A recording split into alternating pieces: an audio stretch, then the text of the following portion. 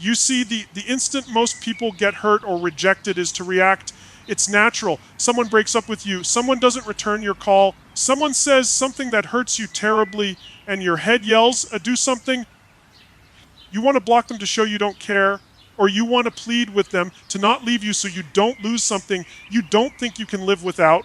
But here's the reality: when you allow emotion to get in the way, you relinquish your power, you let go of your peace, your confidence, your sense of purpose, and for what? For momentary relief, for a few seconds of illusory control. That's not power. That's emotional survival. If you really want to witness mind-blowing results, you've got to begin with the one thing that most people never master: your emotional status. Because when you learn to control what you feel, nobody, and I mean nobody, can control your life. People do what they do. They'll walk away, they'll push you around, they'll ignore your value. But if you allow that to control how you feel, you'll be living forever like a puppet on someone else's strings. But when you get control of your emotions, then you're not going anywhere. You cease reacting and begin responding. You cease giving others the keys to your peace. Consider it: when you respond, you're saying to the world, I don't control myself. But when you breathe, stop, and decide what to say or do, you're saying, I decide what impacts me. That is where true confidence is created, not from faking to be strong, but from knowing you are. And this isn't about stifling your feelings. It's about claiming them. Feel the pain, but don't let it define you. Feel the rage, but don't let it guide you. The choice between those who fall apart and those who get back up is what they do with their hurt. Some sink into it, some construct kingdoms from it. You understand? Emotional mastery isn't a choice you make once, it's a habit. It's stopping yourself from sending that frantic message. It's remembering your worth doesn't hang on whether they respond to you. It's opting for calm when drama calls to you. Each time you do this, you're building up those emotional muscles. You're learning that peace is your go-to setting, not drama, not desperation, not reaction. And here's what occurs when you begin living that way: people notice. The same individual who was convinced you'd come apart at the seams when they were gone will look back and see you flourishing. Not because you pretended, but because you truly healed. When you learn to control your emotions, your energy shifts. You no longer chase and instead attract. You no longer beg for attention and instead command respect. That's when life starts responding differently to you, because you've altered the vibration you travel in. Tony Robbins always insists, the quality of your life is the quality of your emotions. What that implies is that in order for you to have a better life, you don't have to improve the world outside of you. You have to control the world inside of you. You can't control everything that's going on, but you can always control how you perceive it. And that perception creates your reality. So when you catch that instinct to block or beg, stop, take a breath. Ask yourself, what would the strongest version of me do right now? Not the hurt one, not the emotional one, the powerful one, because that one already knows the secret. Reacting gives them power, but responding gives Siri liberty. The second you own your mood, everything shifts. You no longer exist in survival mode, but in creation mode. You don't have to prove, chase, or explain, because your peace talks. You emit power without opening your mouth. That's what gets to them. Not your silence, not your distance, but your strength, the kind that doesn't require noise to be heard. That's how you start to win, not by blocking, not by begging, by dominating the one thing nobody can take from you: your emotional state. When somebody hurts you, ignores you, or walks out on you, your mind instantly goes into survival mode. It screams, fix it, say something, do something before it's too late. And that's where most people get it wrong. They react. They block due to anger or beg due to fear. Both of those responses, though, emanate from the same source: pain. And pain, when it rules, will always cause you to do things that annihilate your power. You see, the trick isn't to not feel, it's to not react. Because every response you provide is a gift of power to someone who might not even be worthy of a second of your energy. Reacting is about emotions. Responding is potent. A reaction is spontaneous. It occurs unconsciously, fueled by fear, ego, or desperation.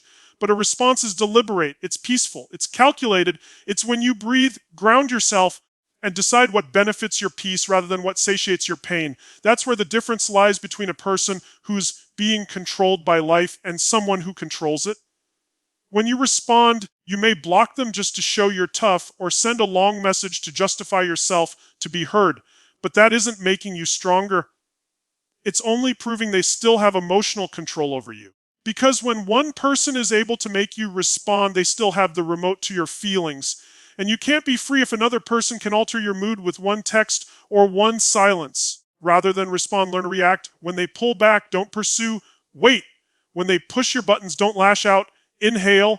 When they neglect you, don't plead, watch. There is power in patience. There is strength in silence. The world tells you that you need to do something quickly to repair what's broken, but sometimes the best move is to not move at all, to sit in the discomfort, to allow things to unfold without trying to control them. That's not weakness, that's mastery. Tony Robbins is always saying, if you can't control what happens, control what it means. That's what responding is all about. You take control of meaning. You choose that their distance is not rejection, it's redirection. You choose that silence is not punishment, it's peace. You choose that losing them isn't loss, it's a learning experience. The instant you change your frame of mind, your feelings change as well. You cease being a victim of situation and become the creator of your reaction. And here's the lovely thing about this. When you react rather than respond, your energy completely changes. People can sense it. You become unpredictable, not in a crazy sense, but in a strong sense. They're waiting for old you, the one who would call, panic, or block. But when you remain calm, when you remain centered, it throws them off. It makes them realize that they no longer control the situation. That's when the power shifts. That's when they begin to pursue the energy that they took for granted. But this isn't about manipulating anyone. It's about maturing emotionally. It's about refusing to let pain dictate your behavior, because reacting feels good in the moment but costs you in the long run. Responding, on the other hand, might feel difficult at first. It builds emotional strength that lasts a lifetime. So the next time you want to do something theatrical, pause, breathe. Remember that your strength is not in response. It's in holding back. Anyone can respond. It takes a strong person to react. It takes a mature person to keep calm amidst the commotion. It takes actual growth to leave without drama. And that is what astonishes them. Not your speech, not your silence, but your self-control. When you learn to respond rather than react, you cease to live in emotional survival mode. You become deliberate, calm, impenetrable.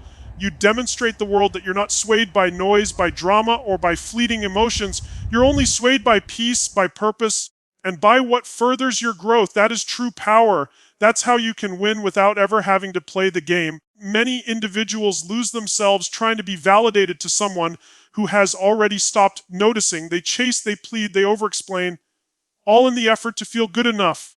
But here's the reality: most individuals never know. Validation from others is fleeting. Value from within is perpetual. As soon as you begin to need someone to tell you that you're enough, you've already given them control of determining when you're not. That's why so many find themselves feeling drained, anxious, and bewildered. Because your self-worth hangs on another person's opinion. If there's one thing that you should grasp, it's this: your worth does not diminish just because someone failed to see it. Their failure to notice your value doesn't make you worth less. It simply reflects their ignorance. You are not a cheap imitation of yourself simply because someone was not able to pay for your energy. Try no longer to persuade others of what you already know in your heart, that you are enough, that you are able, that you are deserving of love and respect. When you're valuing yourself rather than seeking validation, everything shifts. You no longer beg to be picked, but you pick yourself. You no longer compete for attention, but command respect with your energy, your peace, and your progress. Because when you value yourself, you behave differently, you talk differently, you move differently, and you attract differently. You no longer accept crumbs when you know you can bake your own bread. Tony Robbins explains, where focus goes, energy flows. So if your focus is constantly on who's paying attention to you, who's commenting on your posts, who's responding to your texts, that's where your energy flows into people pleasing. But when you turn that focus inward to getting stronger, smarter, more fulfilled, your energy starts to expand. You begin creating from a position of abundance, not scarcity. And that's when others begin to notice you again, not because you pursued them, but because you altered your frequency. Consider this: when you love yourself, you don't have to demonstrate your value by effort. It shows up through being. You enter a room differently. You communicate with quiet confidence. You no longer must explain your boundaries extra aggressively because your energy does anyway. That's what occurs when self-worth is your platform. You shift from seeking validation to radiating value. And ironically, that's when those people who took you for granted begin to notice again. Because nothing is as sexy as someone who's made peace with themselves. You don't pursue energy like that. You move towards it. But the aim isn't to get them to regret losing you. The aim is to ensure you never lose yourself again. You must remind yourself each day, I am not defined by who stays or who leaves.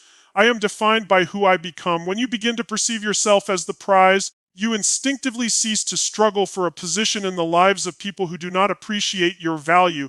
You cease begging for attention and instead draw respect. You understand that self-love is not arrogance, it's awareness. It's knowing that your value isn't up for negotiation just because someone couldn't handle your standard. And here's the actual bombshell. When you stop seeking validation, you begin to live freely. You're not stressed waiting for a response. You're not attempting to read between the lines. You're merely intent on growth, on purpose, on peace. That's when your power gets magnetic, because self-value confidence doesn't shout, it emanates. So don't block, don't beg, simply change your focus.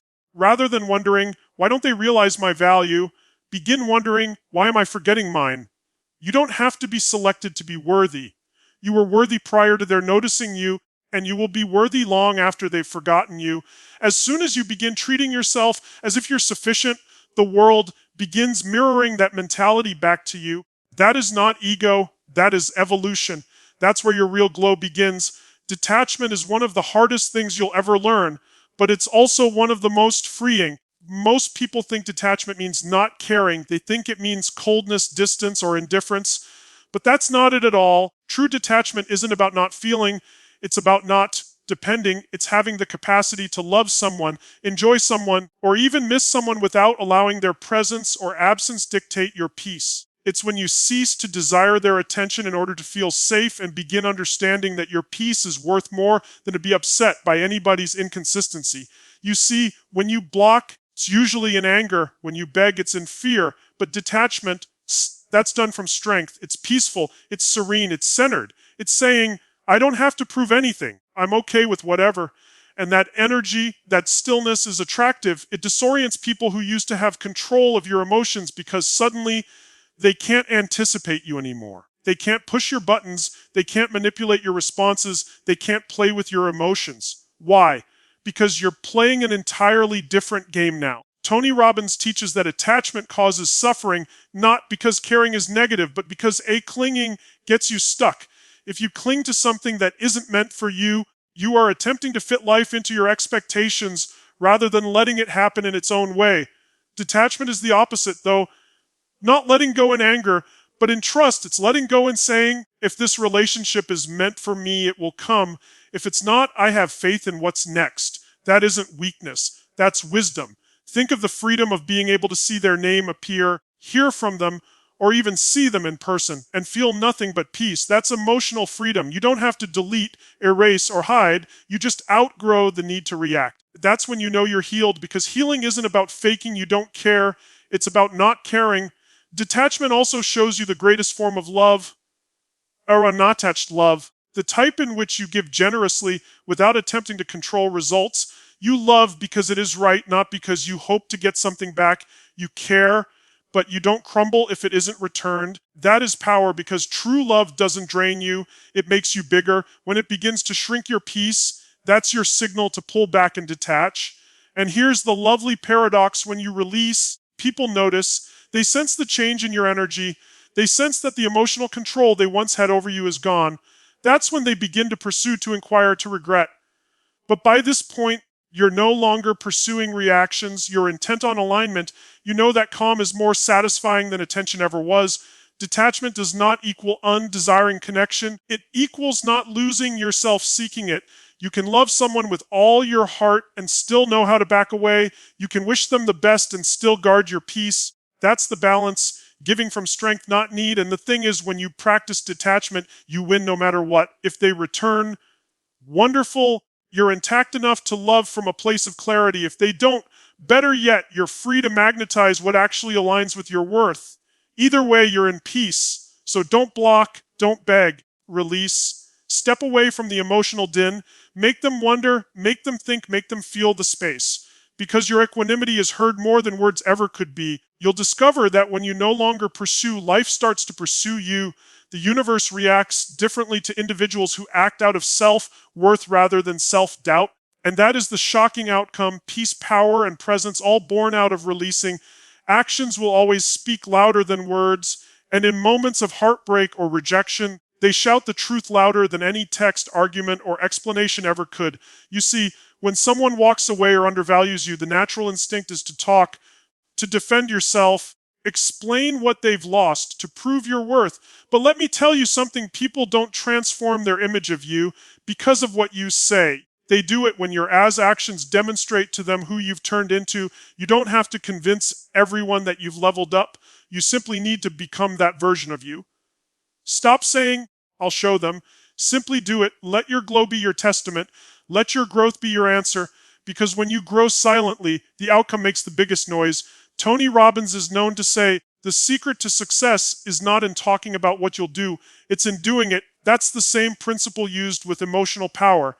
When you cease begging, explaining, and trying to fix someone's idea of you, you create space to actually work on yourself.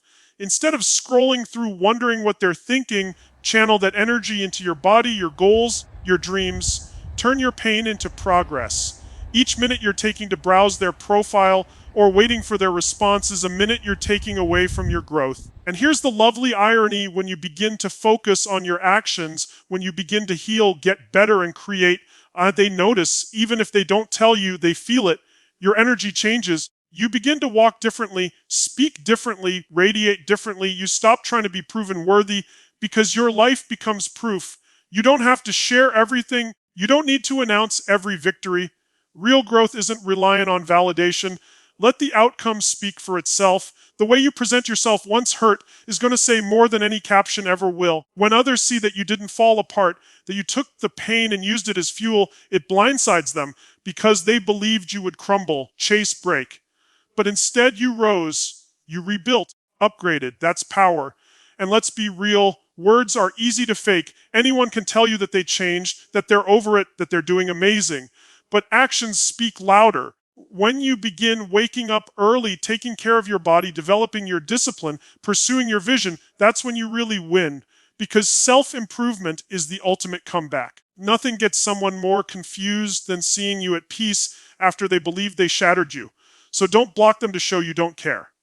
Don't beg them to see how worthy you are. Simply live in a manner that your silence is something inspirational. Growth is the true revenge. Peace is the true victory. And the true power move is not having to show anything at all. Consider this: when they catch you smiling, intent, radiant, not reacting, they know something's different. You're no longer that version of you who required their validation. You've looked within, invested in your calling, and begun walking into measure with your value. And the reality is, once you do that, you don't even have to wish they pay attention. Because by then, you won't care if they do. Your victory, your serenity, your rebirth, that's the message. That's the story.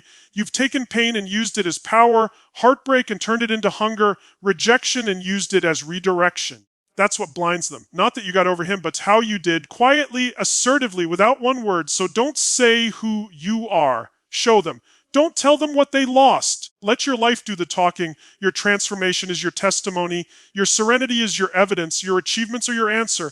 Because at the end of the day, words dissipate, but your evolution, permanent. Your energy is your currency.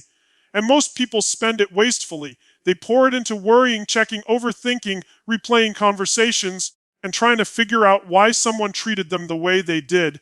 But here's what you have to understand: each time you invest emotional energy in someone who doesn't care about it, you're taking away from yourself the ability to create the life you deserve. You have only so much energy during the day, and it's time to begin investing it wisely. When you refrain from investing your emotional energy in drama, uncertainty, or individuals uncertain about you, you begin to elevate immediately. It's as if a mist clears. You are able to view your potential again. You feel lighter, more sharp, and more alive, because the same energy you spend on checking their messages or stalking their accounts can be the same energy you use to fuel your business, your health, your peace, your future. Tony Robbins regularly remarks, "Where attention goes, energy flows."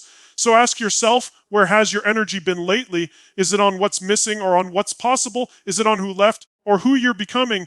You can't attract the life you want if your energy is focused on the pain you're supposed to let go of. You have to refocus that energy from moi, them to you. Because when you put that energy into your own development, something truly magical occurs. You start to radiate in a way nobody can't help but notice. Consider this. You can spend your evenings scrolling, comparing, wondering what happened, or spend them building, creating, and growing. That same hurt that zaps your strength can really power you if you direct it properly. The thing that sets people who remain trapped apart from people who grow is how they use their energy. One responds, the other takes back. Taking back your energy is about setting limits, not to hurt anybody, but to guard your peace. It is about saying no to what depletes you and yes to what strengthens you. It's about understanding that not everybody should have access to you, particularly when being around them takes from you your clearness. Your energy is sacred, and when you begin to treat it as such, your life begins to change. You'll find that the moment you draw your focus away from that which is not working for you, your motivation comes back. You begin to attract possibilities, inspiration, and individuals who actually resonate at your frequency. And that's the wonderful paradox. When you give up the chasing, you begin to attract. When you give up begging someone else for energy, your own energy starts to grow. People pick up on that. They feel the difference. Suddenly, you're not sitting around waiting for calls, wondering why it didn't work out. You're the one creating, expanding, and living. And that confidence, that low-key, shining thing, is potent. It's attractive. You don't have to declare that you're moving on. You just have to move differently. Stop looking at who's observing your stories and begin writing your own. Reliving conversations and begin crafting your next chapter. Each time you pick yourself over chaos, you refill your soul. Each time you shift your energy toward growth, you become a little more unbreakable. Tony likes to say, energy is life.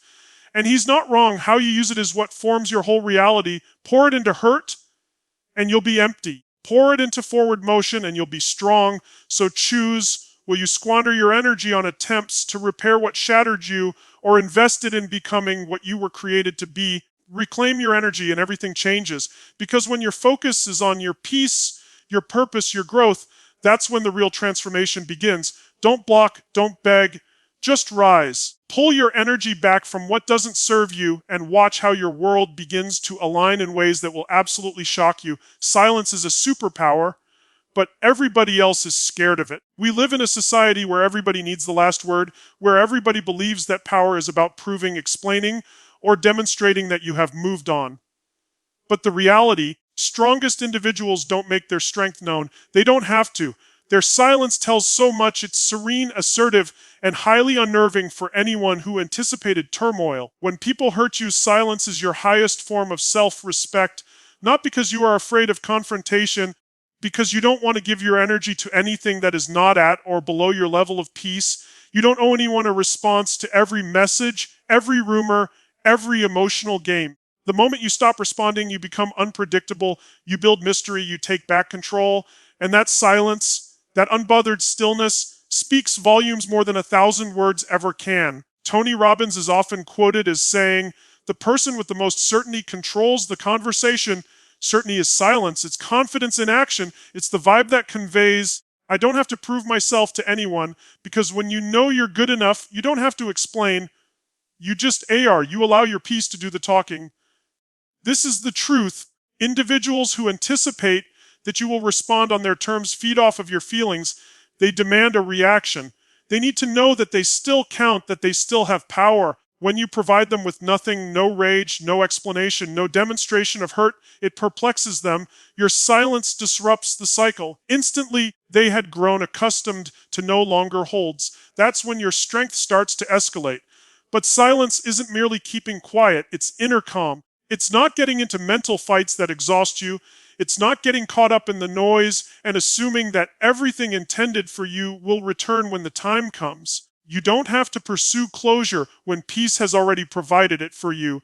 You don't have to stand up for yourself when your development will do so for you. And let's be honest, silence isn't always easy. It takes emotional maturity to stay calm when you're being misunderstood. It takes real strength to resist the urge to respond when your ego is screaming to be heard. But that's where your transformation happens. in that pause, in that discipline, in that decision to choose peace over proving. Because each time you remain quiet rather than reactive, you're learning self-control. You're demonstrating to the universe that you're no longer on the market for madness. And this is what's gorgeous. Silence forces people to think. If you don't respond, they're left to think. They begin questioning what you are thinking, what you're doing, and why you aren't pursuing. That's when the control becomes yours. You've ceased to provide energy outward and begun to direct it inward toward your personal development. And paradoxically, that's when people begin pursuing the very energy you'd ceased providing them. But the function of silence is not revenge. It's alignment. It's about making space for healing, for growth, for clarity, because when you're always talking, explaining, or arguing, you're too loud to hear your own intuition. Silence lets you listen, not to them, to yourself. It's in that quiet place that you know what you truly deserve and what no longer deserves you. So don't rush to respond. Don't post to prove.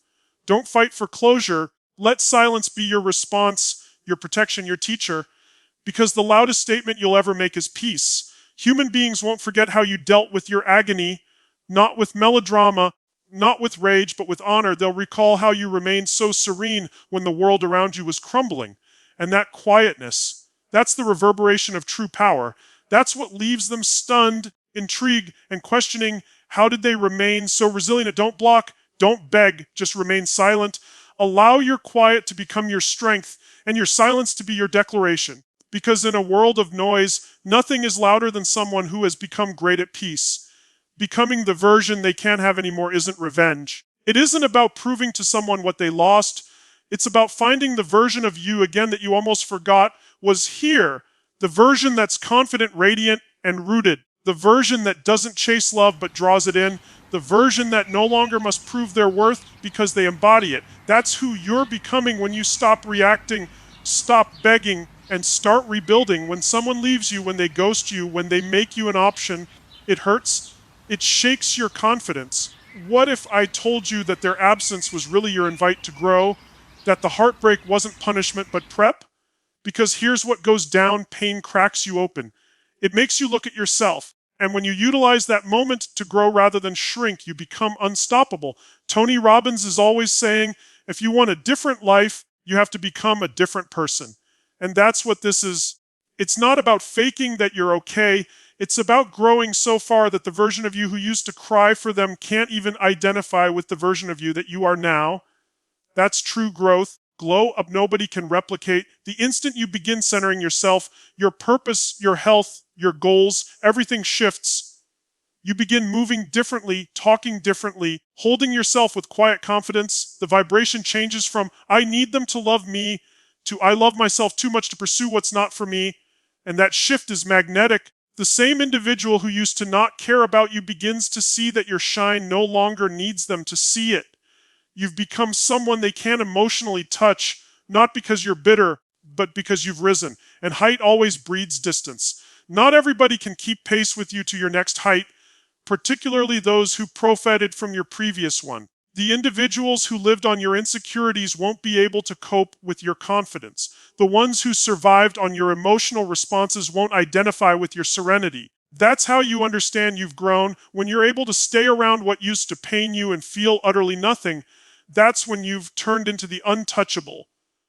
But here's the thing, becoming that you takes work. It takes confronting your pain. It takes accountability, mending your wounds, forgiving what shattered you, and opting for peace instead of petness. It takes understanding your worth never rested on who remained. It's realized in how you get up after they leave. There's nothing more powerful than evolving so much that you no longer fit into the story that once defined you. The conversations that used to trigger you don't matter anymore. The opinions that used to hurt you lose all weight. The people who used to control your emotions can't even access your energy. You've outgrown the chaos, and that's where your freedom lies. And the really great news is that when you become that version, the peaceful one, the one that's focused, that glows, you don't care anymore if they return. You're too busy living. You're too busy growing. You're too in tune to look back. That's what they're most surprised by. Not that you're gone, but that you grew beyond their grasp. Because this is the reality. People want you to remain stuck. They want you to be bitter, to chase, to beg. But when you rise, When you take your pain and turn it into purpose and your heartbreak and turn it into hunger, it catches them off guard. They can't control a healed version of you. They can't guilt trip someone who's no longer seeking approval. They can't reach someone who's already risen. So don't block, don't beg, don't chase. Just become. Become the version of you that no longer responds from pain, but acts from power. Become so intent on growth that your past no longer matters. Because when you rise, you don't need closure, your new energy does. And that's the real shock when they finally get it. You didn't just move on, you leveled up. Forgiveness. The word itself weighs heavy, particularly when you've been deeply wounded. When someone has broken your trust, disrespected your value, or has toyed with your heart, forgiveness seems impossible. You want to cling to the hurt because it feels like protection. You believe that forgiving them means you're accepting of what they've done. But here's the truth. Forgiveness isn't for them. It's for you. It's not about giving them peace. It's about reclaiming yours. You hold on to anger like it's a burning coal, waiting to throw it, but all you end up doing is scorching your own hands. You go over and over again what occurred, breaking down every word, every message, every silence into an attempt to satisfy your closure. But all you're really getting from it is fatigue. You can't heal with hatred. You can't progress if you're still bound to what shattered you. Tony Robbins states, forgiveness is the gift you give yourself, and he's correct. Because forgiveness isn't weakness, it's power. It means you're strong enough to be above the situation rather than sinking beneath it. It means you've chosen your peace over your pride. You're not excusing them, you're just refusing to let it have power over you anymore. When you forgive, you're declaring, I let this energy go. I let go of the desire for revenge, for explanation. You're opting for peace over pain, and that's not something that comes naturally. It requires emotional maturity. It requires humility. It requires self-love. But once you do, something amazing occurs. Your heart feels lighter. You no longer need closure because you become the closure. Forgiveness doesn't necessarily mean you invite them back into your life. In fact, quite the opposite. It means you want them well but walk away for good.